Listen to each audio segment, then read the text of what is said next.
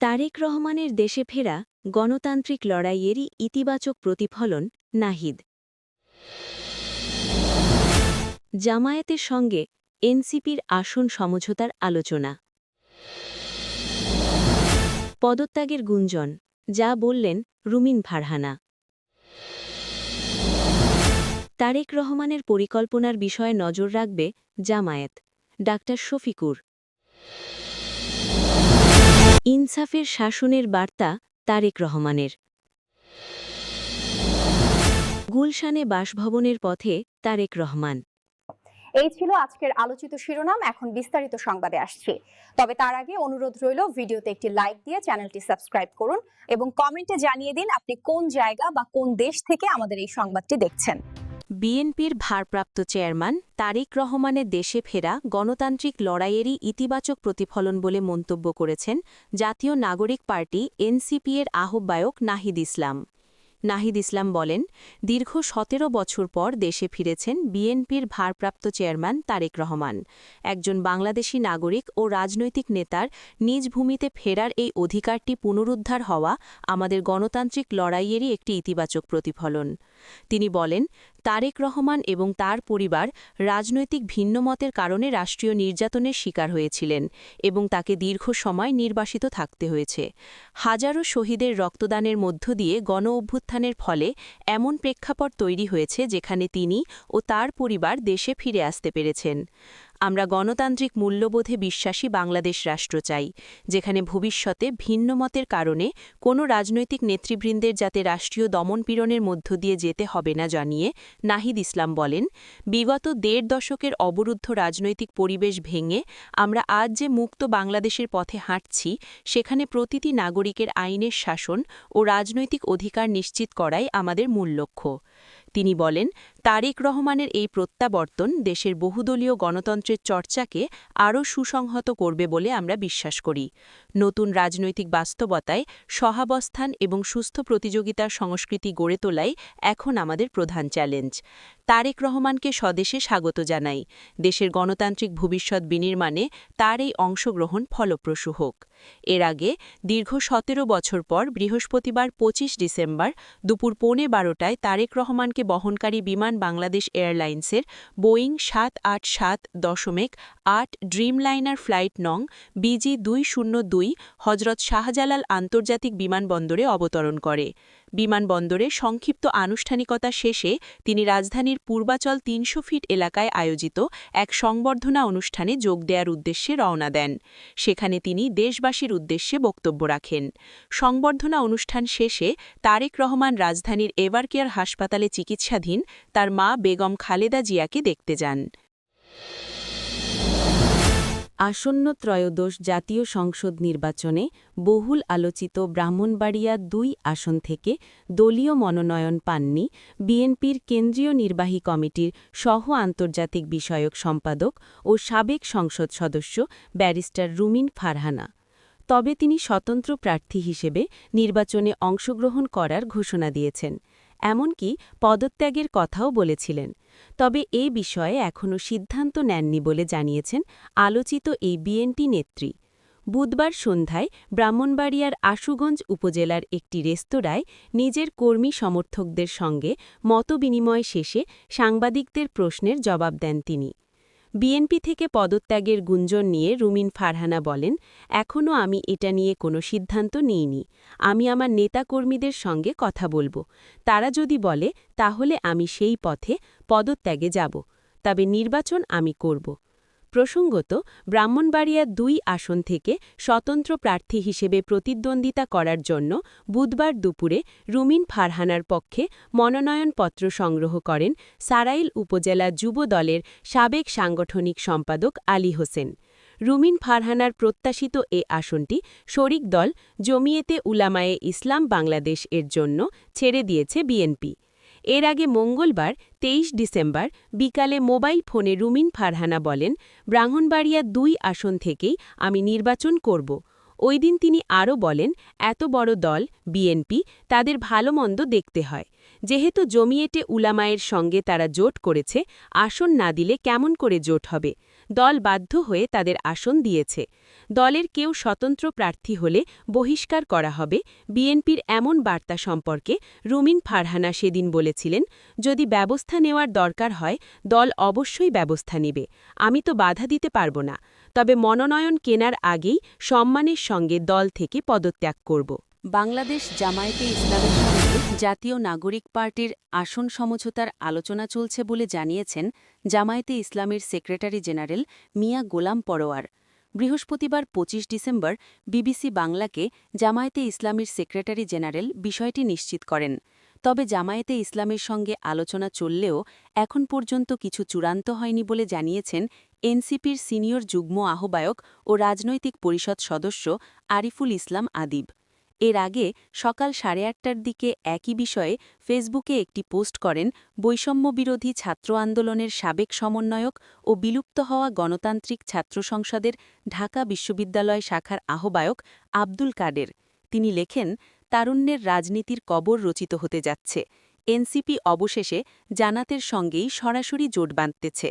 সারা দেশে মানুষের নেতাকর্মীদের আশা আকাঙ্ক্ষাকে জলাঞ্জলি দিয়ে গুটিকয়েক নেতার স্বার্থ হাসিল করতেই এমন আত্মঘাতী সিদ্ধান্ত নিয়েছে তারা। সবকিছু ঠিকঠাক থাকলে আগামীকাল এই জোটের ঘোষণা আসতে পারে, আর এরই মধ্য দিয়ে কার্যত এনসিপি জামায়াতের গর্ভে বিলীন হয়ে যাবে। এছাড়াও আব্দুল কাদের লিখেছেন, জামায়াতের থেকে এনসিপি ৫০ আসন চাইলে দরকষাকষির শেষ পর্যায়ে সেটা ৩০ আসনে গিয়ে চূড়ান্ত হয়েছে। জোটের শর্ত অনুযায়ী এনসিপি বাকি ২৭০ আসনে কোনো প্রার্থী দিতে পারবে না, সেগুলোতে জামায়াতকে সহযোগিতা করবে এনসিপি। বিএনপির ভারপ্রাপ্ত চেয়ারম্যান তারেক রহমানের দেশে ফেরাকে স্বাগত জানিয়েছে জামায়াতে ইসলামী। বৃহস্পতিবার ২৫ ডিসেম্বর দলটির আমির ড শফিকুর রহমান বিবিসি বাংলাকে বলেছেন, তার একজন রাজনৈতিক সহকর্মী দীর্ঘ ১৭ বছর পর সরাসরি রাজনীতির মাঠে ফিরছেন, এটিকে তিনি ইতিবাচক হিসেবে দেখছেন। একই সঙ্গে শফিকুর রহমান বলেছেন, বর্তমান রাজনৈতিক পরিস্থিতিতে ঐক্যের ব্যাপারে তারেক রহমান কী ভূমিকা রাখেন অথবা কী পরিকল্পনা আছে তার এবং বাস্তবায়ন কিভাবে করবেন, এসব বিষয়ে জামায়াত নজর রাখবে। জামায়াতের সেক্রেটারি জেনারেল মিয়া গোলাম পরোয়ারও বিবিসিকে বলেছেন, তিনিও ইতিবাচক হিসেবে দেখেন তারেক রহমানের দেশে ফেরার ঘটনাটিকে। তবে তিনিও মনে করেন, তারেক রহমান কিভাবে ভূমিকা রাখেন তার উপর নির্ভর করে জাতীয় রাজনীতিতে তার অবস্থান তৈরি হবে। দীর্ঘ ১৭ বছরের নির্বাসন শেষে প্রিয় জন্মভূমিতে ফিরেছেন বিএনপির ভারপ্রাপ্ত চেয়ারম্যান তারেক রহমান। ঐতিহাসিক ভাষণে তিনি বলেন, আমার একটি পরিকল্পনা আছে দেশের মানুষের উন্নয়নের জন্য, দেশের মানুষের ভাগ্য পরিবর্তনের জন্য। সেই পরিকল্পনা বাস্তবায়ন করতে হলে প্রতিটি মানুষের সহযোগিতা প্রয়োজন হবে। ইনশাআল্লাহ আমরা সেই পরিকল্পনা বাস্তবায়ন করব। প্রিয় ভাই বোনেরা, মার্টিন লুথার কিংয়ের একটি বিখ্যাত ডায়লগ আছে, আই হ্যাভ আ ড্রিম। আজ এই বাংলাদেশের মাটিতে দাঁড়িয়ে আমি বলতে চাই, আপনাদের সকলের সামনে আমি বলতে চাই, জাতীয়তাবাদী দলের একজন সদস্য হিসেবে বলতে চাই, I have a plan for the people of my country. এই পরিকল্পনা দেশের মানুষের স্বার্থে, দেশের উন্নয়নের জন্য, দেশের মানুষের ভাগ্যের পরিবর্তনের জন্য, যদি সেই প্ল্যান, সেই পরিকল্পনাকে বাস্তবায়ন করতে হয়। এই জনসমুদ্রে যত মানুষ উপস্থিত আছেন, পুরো বাংলাদেশে গণতন্ত্রের শক্তি যত মানুষ আছেন, প্রত্যেকের সহযোগিতা আমার লাগবে। আপনারা যদি আমাদের পাশে থাকেন, আপনারা যদি আমাদের সহযোগিতা করেন, ইনশাআল্লাহ আমরা আই হ্যাভ আ প্ল্যান বাস্তবায়ন করতে সক্ষম হব। এ সময় তিনি নিজের পরিকল্পনা বাস্তবায়নের জন্য নেতাকর্মীদের নিয়ে হাত তুলে আল্লাহর কাছে দোয়া করেন। বিএনপির ভারপ্রাপ্ত চেয়ারম্যান বলেন, দেশের স্বাধীনতাকে রক্ষা করেছিল ১৯৭১ সালের মতো ২০২৪ সালে এদেশের ছাত্র জনতাসহ সর্বশ্রেণীর মানুষ দেশের স্বাধীনতাকে রক্ষা করেছিল। আজ বাংলাদেশের মানুষ স্বাধীনতা ফিরে পেতে চায়, তাদের কথা বলার অধিকার ফিরে পেতে চায়। এর আগে অনুষ্ঠানের শুরুতে বিএনপির মহাসচিব মির্জা ফখরুল ইসলাম আলমগীর বলেন, আমরা বাংলাদেশের মানুষের পক্ষ থেকে আমাদের নেতাকে স্বাগত জানাচ্ছি। তিনি দূর থেকে প্রায় ১.৫ যুগ আমাদের নেতৃত্ব দিয়েছেন। গণতন্ত্র উত্তরণের কঠিন পথগুলো পার করেছি তার নেতৃত্বে। সকাল থেকেই রাজধানী ও আশপাশের জেলা থেকে আসা লাখো মানুষের উপস্থিতিতে ৩০০ ফিট এলাকা এক জনসমুদ্রে পরিণত হয়। স্লোগানে স্লোগানে মুখরিত হয়ে ওঠে পুরো এলাকা। মঞ্চে ওঠার পর তারেক রহমান হাত নেড়ে জনতাকে অভিবাদন জানান। এর আগে আজ বেলা 11:30টার দিকে তারেক রহমানকে বহনকারী বাংলাদেশ এয়ারলাইন্সের BG-202 ফ্লাইটে ঢাকার হজরত শাহজালাল আন্তর্জাতিক বিমানবন্দরে অবতরণ করে। বিমানবন্দরের ভিআইপি লাউঞ্জ পেরিয়ে মাটি ছুঁয়ে দেশের মুক্ত বাতাসে নিঃশ্বাস নেন তারেক রহমান। তার সঙ্গে ছিলেন স্ত্রী ড. জুবাইদা রহমান এবং কন্যা ব্যারিস্টার জাইমা রহমান। বিমানবন্দর থেকে বেরিয়ে কড়া নিরাপত্তায় বুলেটপ্রুফ বাসে করে রাস্তার দুপাশে দাঁড়ানো লাখ লাখ নেতাকর্মীর ভালোবাসায় সিক্ত হয়ে এবং জনতার উত্তাল তরঙ্গ পেরিয়ে ৩০০ ফিট সড়ক সংলগ্ন বিশাল গণ অভ্যর্থনার মঞ্চে উপস্থিত হন তারেক রহমান। দীর্ঘ ৬,৩১৪ দিন পর দেশে ফিরেছেন বিএনপির ভারপ্রাপ্ত চেয়ারম্যান তারেক রহমান। দেশের মাটিতে পা রাখার পর যোগ দেন সংবর্ধনা অনুষ্ঠানে। বেলা ৩:৫০ দিকে তারেক রহমান মঞ্চে ওঠেন। বেলা ৩:৫৭ তিনি বক্তব্য শুরু করেন। শুরুতেই বলেন, প্রিয় বাংলাদেশ। তারপর দেশবাসীকে সালাম জানিয়ে শুরু করেন বক্তব্য। তিনি বলেন, রব্বুল আলামিনের দরবারে শুকরিয়া, আপনাদের দোয়ায় প্রিয় মাতৃভূমিতে ফিরে আসতে পেরেছি। বক্তব্যের এক পর্যায়ে দেশবাসীর উদ্দেশ্যে দিলেন ইনসাফের শাসনের বার্তা। তারেক রহমান বলেন, আমরা দেশের শান্তি চাই। মার্টিন লুথার কিং নাম তো শুনেছেন না আপনারা? তার একটি বিখ্যাত ডায়লগ আছে, আই হ্যাভ আ ড্রিম। আজ এই বাংলাদেশের মাটিতে দাঁড়িয়ে আপনাদের সবার সামনে আমি বলতে চাই, বাংলাদেশ জাতীয়তাবাদী দলের একজন সদস্য হিসেবে আপনাদের সামনে আমি বলতে চাই, I have a plan, people of my country, for my country. আজ এই পরিকল্পনা দেশের মানুষের স্বার্থে। সেই পরিকল্পনা বাস্তবায়নে সবার সহযোগিতা চেয়ে বিএনপির ভারপ্রাপ্ত চেয়ারম্যান বলেন, দেশের উন্নয়নের জন্য, দেশের মানুষের ভাগ্যের পরিবর্তনের জন্য যদি সেই প্ল্যান, সেই কার্যক্রম, সেই পরিকল্পনাকে বাস্তবায়ন করতে হয়, প্রিয় ভাই বোনেরা, এই জনসমুদ্রে যত মানুষ উপস্থিত আছেন, এই সারা বাংলাদেশে গণতন্ত্রের শক্তি যত মানুষ উপস্থিত আছেন, প্রত্যেকটি মানুষের সহযোগিতা আমার লাগবে। আপনারা যদি আমাদের পাশে থাকেন, আপনারা যদি আমাদেরকে সহযোগিতা করেন, ইনশাআল্লাহ আমরা আই হ্যাভ প্ল্যান বাস্তবায়ন করতে সক্ষম হব। বিএনপি একটি নিরাপদ বাংলাদেশ গড়ে তুলতে চায় জানিয়ে তারেক রহমান বলেন, সবাই মিলে এমন একটি বাংলাদেশ গড়ে তুলব আমরা, যে বাংলাদেশের স্বপ্ন একজন মা দেখেন, অর্থাৎ একটি নিরাপদ বাংলাদেশ আমরা গড়ে তুলতে চাই, যে বাংলাদেশে একজন নারী, একজন পুরুষ, একজন শিশু যেই হোক না কেন, নিরাপদে ঘর থেকে বের হলে যেন নিরাপদে ঘরে আবার ফিরে আসতে পারে।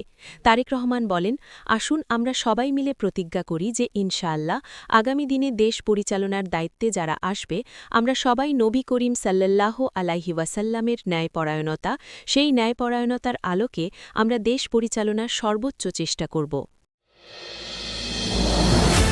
রাজধানীর এভারকেয়ার হাসপাতালে চিকিৎসাধীন বিএনপির চেয়ারপারসন খালেদা জিয়াকে দেখে গুলশানের নিজ বাসভবনের দিকে রওনা দিয়েছেন দলটির ভারপ্রাপ্ত চেয়ারম্যান তারেক রহমান।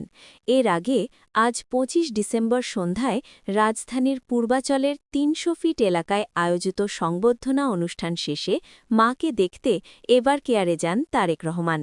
খালেদা জিয়াকে দেখতে আগেই রাজধানীর গুলশানের বাসা থেকে এভারকেয়ার হাসপাতালে পৌঁছান তারেক রহমানের সহধর্মিণী ডাক্তার জোবাইদা রহমান ও মেয়ে জাইমা রহমান। তারা দুপুর ১২:৫৫ গুলশানের বাসায় পৌঁছান। বিমানবন্দর থেকে সরাসরি বাসায় এসেছিলেন তারা। এর আগে দুপুর ৩:৪টার দিকে লাল সবুজ রঙে সাজানো একটি বাসে করে সমাবেশস্থলে পৌঁছান তারেক রহমান। বিমানবন্দর থেকে রওনা হওয়ার প্রায় ৪ ঘণ্টা পর তিনি সংবর্ধনাস্থলে পৌঁছান। সেখানে বিএনপির বিপুল সংখ্যক নেতাকর্মী উপস্থিত আছেন। সংবর্ধনা অনুষ্ঠানে বিএনপির ভারপ্রাপ্ত চেয়ারম্যান বলেন, প্রথমেই রাব্বুল আলামিনের প্রতি শুকরিয়া আদায় করছি। মহান রাব্বুল আলামিনের দোয়ায় মাতৃভূমিতে ফিরে এসেছি।